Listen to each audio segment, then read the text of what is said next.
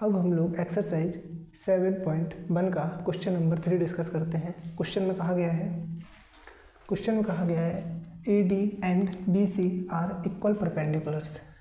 A D and B C are equal perpendiculars to a line segment A B. बोल रहा है एक line segment A B है, इस लाइन सेगमेंट पर ए डी और बी सी दो परपेंडिकुलर्स हैं। दो क्या है? परपेंडिकुलर ऐसी लाइन होती है जो किसी सामने वाली साइड पर 90 डिग्री का एंगल बनाती है।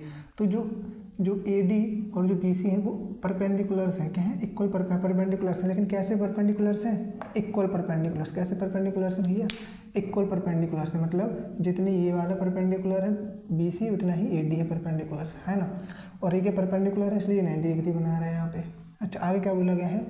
सो दैट सी डी, अपन को शो करना है कि जो सी डी लाइन है वो ए बी को बाइसेक्ट करती है। ए बी क्या करती है? बाइसेक्ट मतलब दो इक्वल पार्ट में डिवाइड करती है। इसका मतलब ये अपन को शो करना है कि सी डी लाइन है इस ए बी लाइन को दो इक्वल पार्ट में डिवाइड करती है। दो इक्वल पार्ट में क्या करती है? डिवाइड करती है। इसका मतलब जितना ए ओ है उतना क्या होना चाहिए? ओ बी होना चाहिए। हमको क्या करना है? प्रूव करना है।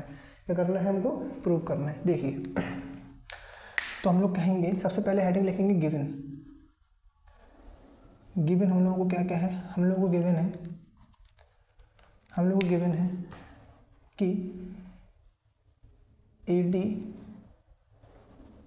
एंड बी सी आर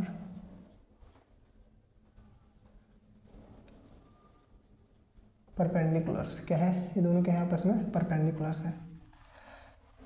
किस तरह के परपेंडिकुलर्स हैं कि ए डी इक्वल है भैया बी सी के, अपन को क्या है? गिवन है। अच्छा, साथ ही हम लोगों को जो प्रूव करना है क्या है? To show. क्या शो करना है हम लोगों को? हम लोगों को शो करना है कि सी डी बाइसेक्ट करता है। क्या करता है? सी डी जो बाइसेक्ट करता है, सी डी बाइसेक्ट करता है किसको? ए बी को। ये हम क्या करना है? प्रूव करना है। ये हम क्या करना है? प्रूव करना है। थर्ड देखेंगे प्रूफ। जो मेन हेडिंग है हमारी क्या है? प्रूफ। अब कैसे प्रूफ करेंगे हम लोग? देखते हैं कैसे प्रूफ करेंगे। कैसे प्रूफ करेंगे। हमने देखा कि ये दो ट्राइंगल हैं, ये दोनों क्या है? ट्राइंगल है। तो हम लिखेंगे, सबसे पहले लिखेंगे in triangle B O C and triangle A O D. हमने दो ट्राइंगल का यूज़ किया। हमने ट्राइंगल बी ओ सी मतलब ये वाला ट्राइंगल और ए ओ डी मतलब ये वाला ट्राइंगल, इन दोनों ट्राइंगल की बात करते हैं। तो हम देखेंगे कि angle C B O, angle C B O का मतलब होता है सी बी ओ मतलब ये वाला एंगल इक्वल है किसके? डी ए ओ के। इक्वल है किसके? एंगल डी ए ओ के। क्यों इक्वल है? क्योंकि दोनों क्या है? Both are 90 degree. दोनों क्या है? 90 डिग्री का है। दोनों क्या है? 90 डिग्री है। अच्छा, इसके बाद हम लोग देखेंगे कि ये दोनों एंगल, ये वाला एंगल और ये वाला एंगल, जब भी दो लाइन आपस में एक दूसरे को इंटरसेक्ट करती है तो इस इंटरसेक्टिंग पॉइंट के जो अपोजिट एंगल होते हैं वो क्या होते हैं? इक्वल होते हैं। अपोजिट एंगल क्या होते हैं? इक्वल एंगल होते हैं। कैसे इक्वल? मान के चलिए अगर ये एक्स है तो इसके अपोजिट मतलब इसके सामने क्या है? ये, तो ये भी एक्स डिग्री ही होगा। अगर ये एंगल बाई है तो इसके अपोजिट बाई, ये बाई ही होगा। इसको बोलते हैं वर्टिकली अपोजिट एंगल। ये कैसा एंगल है? Vertically opposite angle. Similarly line A B और लाइन सी डी यहाँ इंटरसेक्ट कर रहे हैं तो यहाँ पर में क्या होंगे? Vertically opposite angle. और वर्टिकली अपोजिट एंगल क्या होते हैं? इक्वल होते हैं। तो हम कह सकते हैं ये वाला एंगल इसके इक्वल होगा। तो हम कह देंगे एंगल बी ओ सी, हम कह देंगे एंगल बी ओ सी इक्वल होगा एंगल ए ओ डी के। एंगल ए ओ डी के ये क्या है भैया? यहाँ इसका रीज़न बताना पड़ेगा। वर्टिकली अपोजिट एंगल क्या है? वर्टिकली अपोजिट एंगल है। थर्ड नंबर पे हम लोग देखेंगे कि हमको गिवन था पहले से कि ये दोनों क्या है? इक्वल परपेंडिकुलर्स हैं। मतलब हमको गिवन है कि ए डी है जो बी सी है वो इक्वल है ए डी के। ये क्या है? अपन को गिवन है। ये अपन को क्या है? क्वेश्चन के में ही क्या था? अपन को गिवन था। तो हम लोग कह देंगे बाई एंगल साइड। तो हम लोग कह देंगे by angle side congruency rule. Triangle B O C congruence हो जाएगा ट्राइंगल ए ओ डी के, है ना। B O C triangle congruent हो जाएगा ट्राइंगल ए ओ डी के। अगर B O C triangle A O D के कॉन्ग्रुएंट हो जाए, बी ओ सी ट्राइंगल अगर ए ओ डी कॉन्ग्रुएंट क्या हो जाएगा, तो हम कह देंगे कि इसके सारे करस्पॉन्डिंग पार्ट भी इक्वल होंगे, सारे करस्पॉन्डिंग पार्ट भी क्या होंगे, इक्वल होंगे। तो हम कह सकते हैं कि इसका ओ सी होगा, साइड जो ओ सी होगी, ओ सी वो इक्वल किसके हो जाएगा, ओ डी के। किसके हो जाएगा, ओ डी के। कैसे हो जाएगा भैया, by C P C T.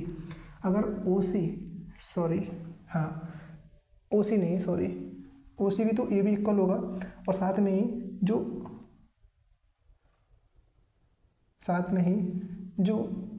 B O है या ओ बी है, जो ओ बी है या जो ओ बी है वो इक्वल किसके हो जाएगा, ए ओ के हो जाएगा। किसके हो जाएगा, इसकी हमें ज़रूरत नहीं पड़ेगी, इस वाले की साइड की हमको ज़रूरत नहीं पड़ेगी, क्योंकि हमको क्या प्रूव करना था कि ये सी डी लाइन इस ए बी को इंटरसेक्ट करना है ना। तो ओ बी इक्वल किसके हो जाएगा, ए ओ की।